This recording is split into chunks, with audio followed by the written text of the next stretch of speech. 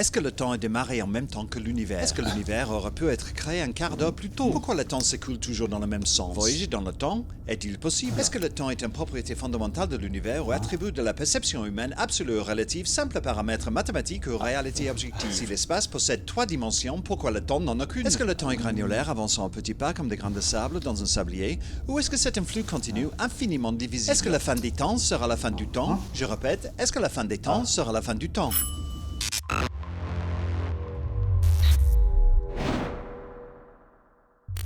Au commencement, le temps était intimement lié au mouvement des objets célestes. Le temps était mesuré par le soleil qui se levait et qui se couchait pour marquer les jours, les saisons, les années. Puis l'homme a établi que le soleil ne se couchait pas ni se levait. C'était des tournures de phrases géocentriques. C'est la Terre qui tourne sur elle-même autour du soleil. Puis l'homme a découvert que les mouvements célestes n'étaient pas parfaitement réguliers.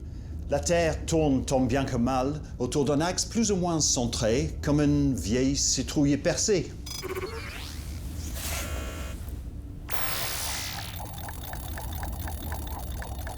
La fréquence d'oscillation des atomes est beaucoup plus régulière. Nos horloges atomiques sont tellement précises qu'il faudrait quelques milliards d'années pour un décalage d'une seconde.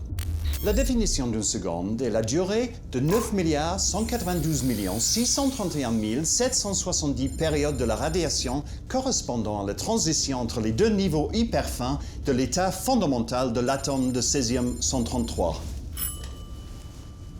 Mais ça peut changer. Ainsi, les scientifiques mesurent le temps avec de plus en plus de précision. Mais par rapport à quoi?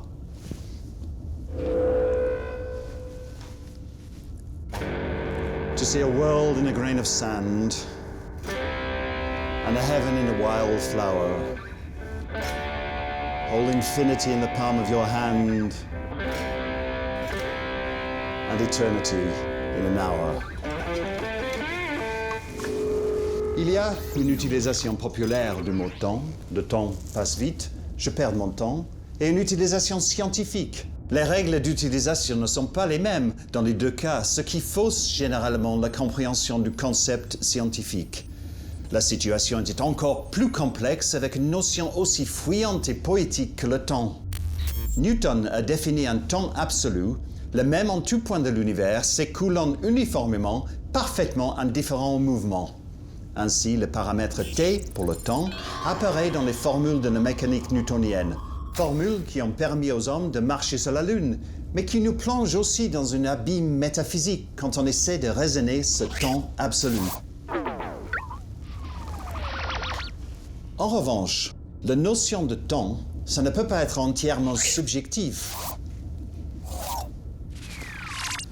Puisque l'univers était déjà âgé de 13 milliards d'années quand l'homme est apparu. Et nous savons que le temps existait déjà, puisque nous avons des indices de son passage.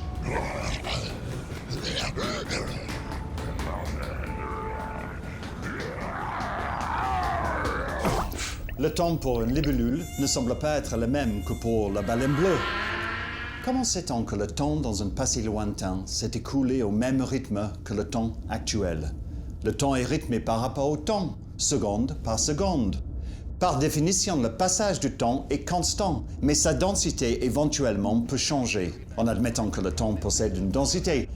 Au début du XXe siècle, si cette date a un sens, Einstein bouscule la notion de temps avec sa théorie de relativité. Imaginez deux horloges, la première en mouvement, l'autre statique. Le temps mesuré par la première horloge sera en retard par rapport à la deuxième. Pourtant, le temps pour l'observateur en mouvement avec la première horloge s'écoule normalement. En bougeant vite, vous n'aurez pas plus de temps.